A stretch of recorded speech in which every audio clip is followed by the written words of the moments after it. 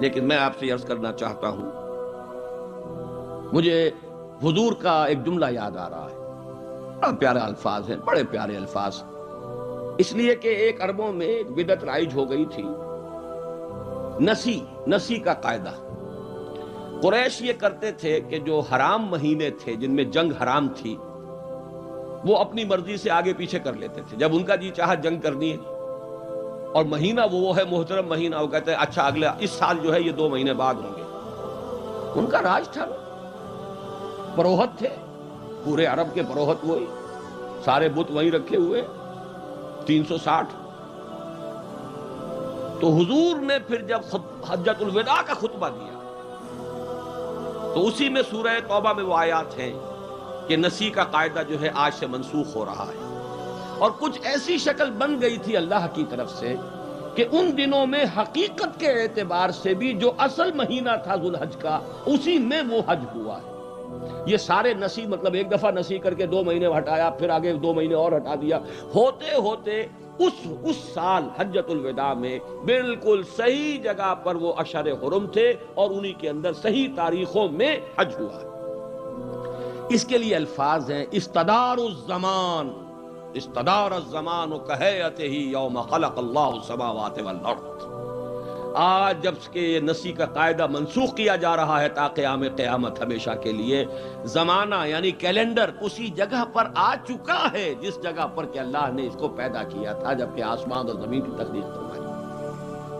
گویا کہ ہٹا ہوا تھا، یہ اپنے مرکز سے، اپنے محور سے، اپنے اصل ٹائم ٹیبل سے ہٹا ہوا تھا۔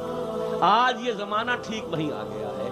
وہی بات میں عرض کر رہا ہوں کہ مختلف طریقے جو کچھ ہٹے ہوئے ہیں، کوئی کسی پہلو سے، کوئی کسی پہلو سے، اگر وہ اس منہج انقلاب نبوی پر آ کر جمع ہو جائیں تو واقعہ یہ ہے کہ دیکھتے دیکھتے یہاں پر حالات کے اندر تبدیلی آ سکتی ہے۔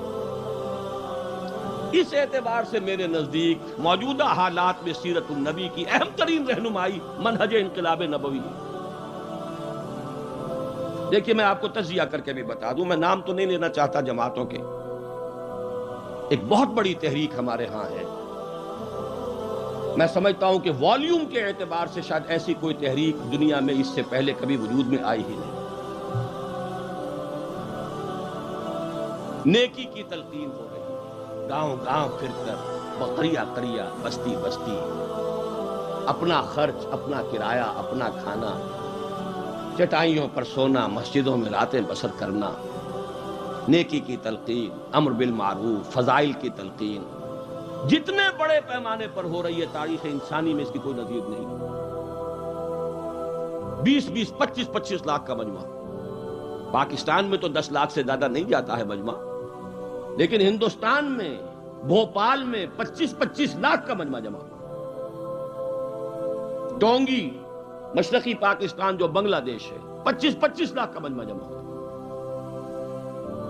اتنی بڑی تحریک، لیکن صرف نیکی کی تلقین ہے، اس میں بھی عبادات، اتباع سنت۔ اس سے آگے بڑھو، ایک قدم آگے بڑھا لیں، امر بالمعروف کے ساتھ ساتھ نہی عن المنکر بھی تو کریں۔ قرآن میں جہاں آیا ہے دونوں چیزیں جڑی ہوئی آئی ہیں، کنتم خیر امۃ اخرجت للناس تأمرون بالمعروف وتنہون عن المنکر وتؤمنون باللہ ولتکن منکم امۃ یدعون الی الخیر ویأمرون بالمعروف وینہون عن المنکر واولئک هم المفلحون۔ یا بنی اقم الصلاۃ وامر بالمعروف وانہ عن المنکر واصبر علی ما اصابک ان ذلک من عزم الامور۔ 10 مقامات قرآن مجید میں ہیں جہاں یہ امر بالمعروف کے ساتھ نہی عن المنکر بھی ہے۔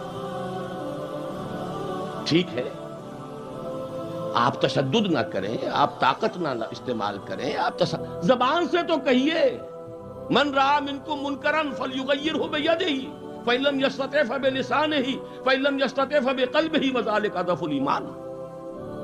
تم میں سے کوئی شخص بدی کو دیکھے، برائی کو دیکھے، اس کا فرض ہے کہ اپنے ہاتھ سے طاقت سے روکے، اگر اس کی طاقت نہ رکھتا ہو زبان سے تو روکے، اس کی بھی ہمت نہ ہو تو دل میں نفرت تو رکھے۔ ہمیں یقین ہے دل میں نفرت ہے، لیکن یہ کہ اگلا قدم بڑھائیں، زبان سے تو کہیں باز آؤ حرام خوریوں سے، ختم کرو اس سود کے نظام کو، کہو تو صحیح خدا کے بندو۔ یہ کیا ہو رہا ہے؟ آپ نے دیکھا ہوگا وہ نہی عن المنکر ہی کے لیے، اور وہ بھی زبان ہی ہے۔ آپ نے دیکھا ہوگا وہ اشتہار جو میں نے شائع کیا ہے کہ اخبار والوں سے اپیل کی، خدا کے لیے شرم کرو، صرف پیسوں کے لیے اور صرف مفاد کے لیے یہ رنگین ایڈیشن اور خواتین کی تصویریں گھر گھر پہنچائی جائیں،